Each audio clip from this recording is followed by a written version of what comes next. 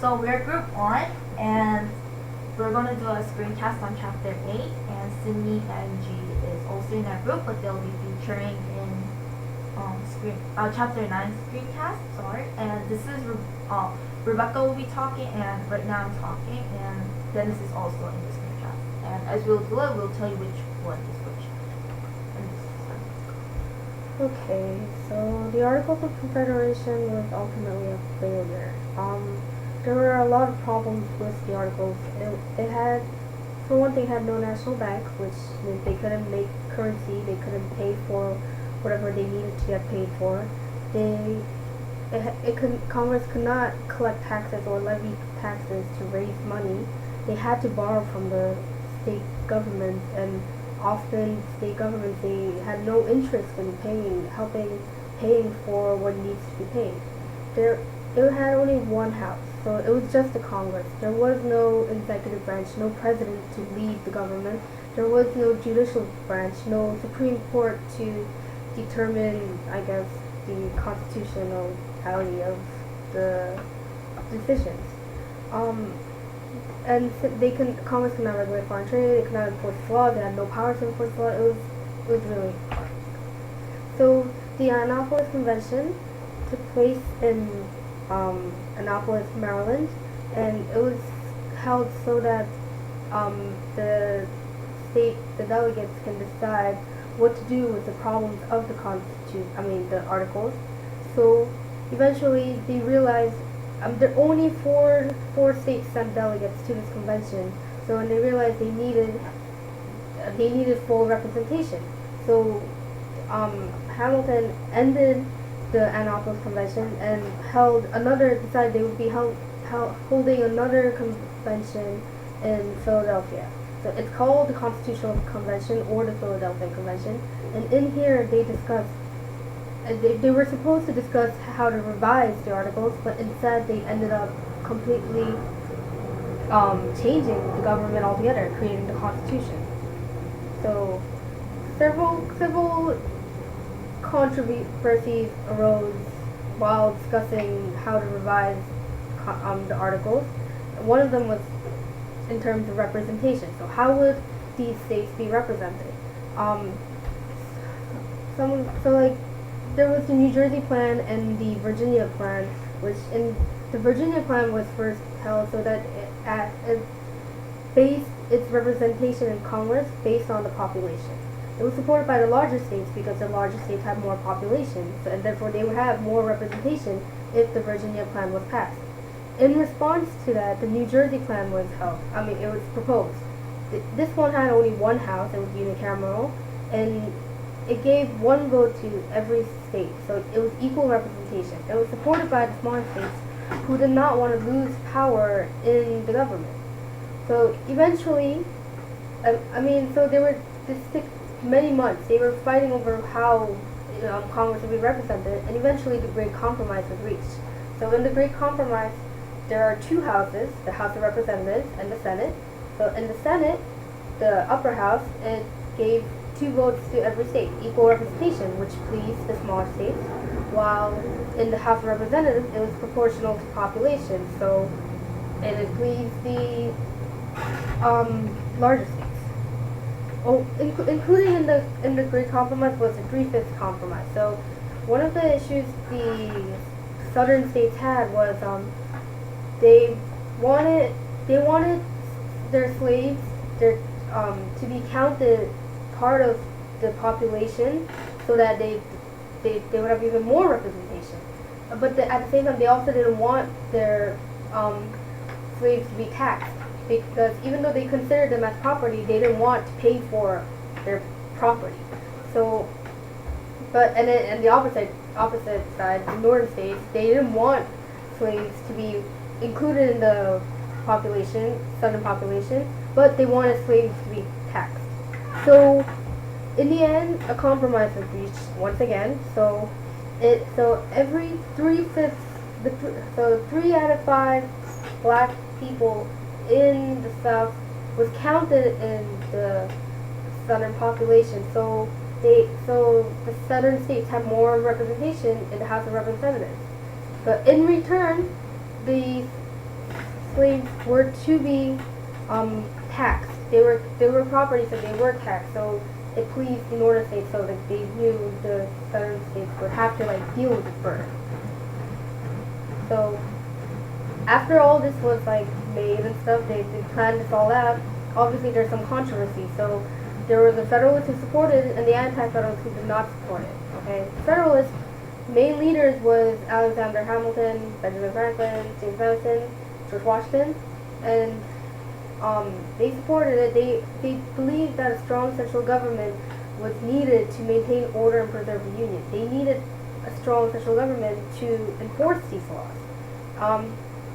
So, and the Anti-Federalists, they didn't want to lose power from the states. They wanted to keep the state powers.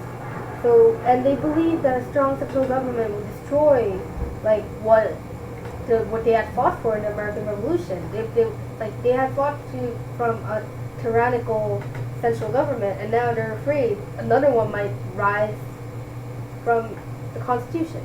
They were afraid it would restrict states' rights. So one of them. So wait. Okay. So in order for the Federalists, the main writers of the Federalist Papers, which were a collection of 85 essays that explained what the powers of the Constitution would consist of and why it would be beneficial. The main writers included James Madison, Alexander Hamilton, and John Jay. It helped explain to the people who did not understand what was going on at the time. It helped explain what everything was and why everything was happening. Two of the most famous papers included Federalist Paper number 10 and number 51.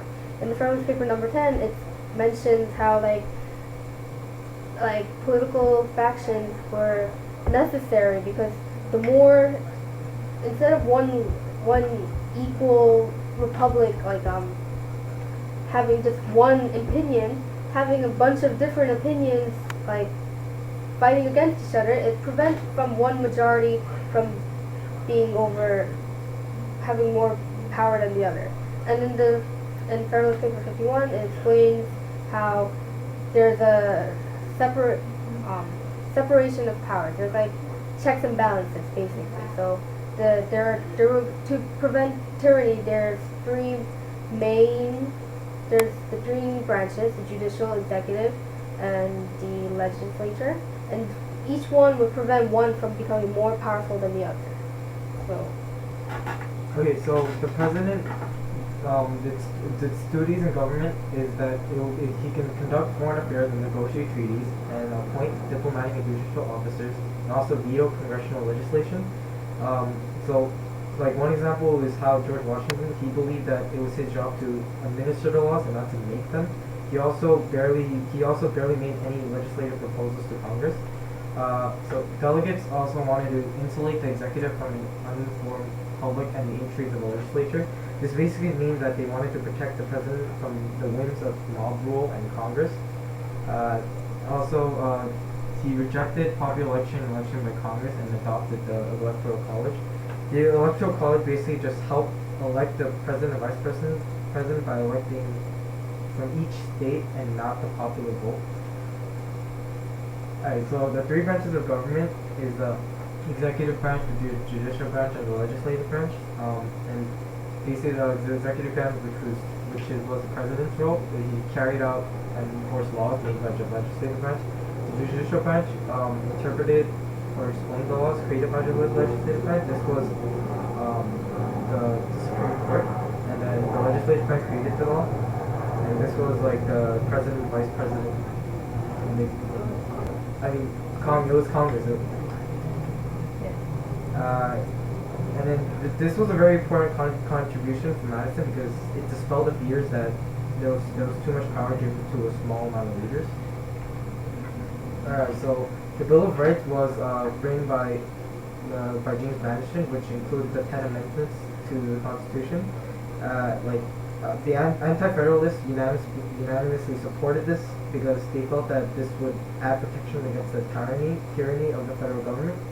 The Federalists believed that it was unnecessary because this was already implied that in the Constitution, and also it was also in the people's rights. It was basically like the outline of people's rights. The Bill of Rights could like it basically ensured freedom of worship. It gave like the right of free speech, gave citizens to bear arms, and forbade the quartering of troops in private homes, and it also gave secured citizens like a trial by jury. Yeah.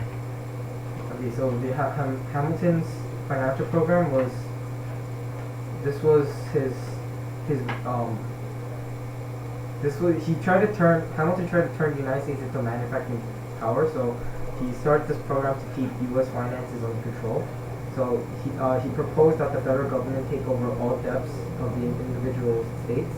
He also proposed that the chartering of a national bank that promised loans to industries. Jefferson and Madison both opposed these plans and said that the elite will benefit from this program rather than farmers. So Hamilton's economic vision provided a system of public credit and a steady stream of government revenue through tariffs. So the Whiskey Rebellion. So as you guys all know, there was a Whiskey Rebellion, and it was basically a farmer. So the farmers refused to pay federal taxes on whiskey, and it was a major challenge to viability of the U.S. government or the Constitution. So apparently the farmers they went through rebellion again because they wanted to defend their liberties by attacking the revenue collectors. And this was significant because it was the first time that the Congress did something. President Washington sent 15,000 state militiamen under Alexander Hamilton to seize them. And luckily there were no bloodshed and nobody was really killed. And there were different reactions to this rebellion. Westerns, so the Easterns said that the government did the right thing. They actually took charge of it. Because in Shays' rebellion, they didn't take charge and they thought there was a complete mess. However, the Westerns criticized as an unwarranted use of force against the common people. Now, the foreign affairs, this is a very important one. So, there was neutrality proclamation of neutrality, French Revolution, Citizen of Genet, the Jay Treaty, the Pinckney Treaty. So basically, I'm going to go over Citizen of Genet first, and Citizen of Genet was basically about Edmond Genet, who was a French minister to U.S. and he objected the Washington policy. He broke all the normal rules of diplomacy by appealing directly to American people to support the French cause.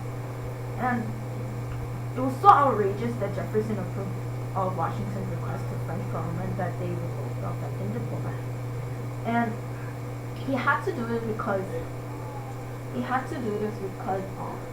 if he didn't do this, then and if we went to French, they could have got killed. So Washington was like, oh, we'll give you citizenship, so he became a citizen of the United States. And another foreign affairs will be the Jay Treaty. So Washington sent John Jay to French to talk out of its offensive practice of searching and seizing American ships and imprisoning seamen. Sorry. In the Jay Treaty, it didn't say anything about British seizures of American merchant ships. However, it stated that it would maintain Washington's policy on neutrality, which kept the U.S. at peace. And also, there's another foreign affairs which is called Pinckney Treaty. So basically, it's about Thomas Pinckney, he was a U.S. minister to Spain, and he negotiated a treaty in which Spain agreed to open the lower Mississippi River and New Orleans to American trade. Now, this is important because it can boost up the market, because you know how during the 1700s, like 1700s to early 1800s, they had it was a very busy trading market, so this would definitely boost up the market. And another one is proclamation of neutrality, and basically it's very simple. It's basically President Washington believed the young nation was not strong enough. So what he did was he wanted to stay neutral and he didn't want to get into European affairs. And he didn't want to get into European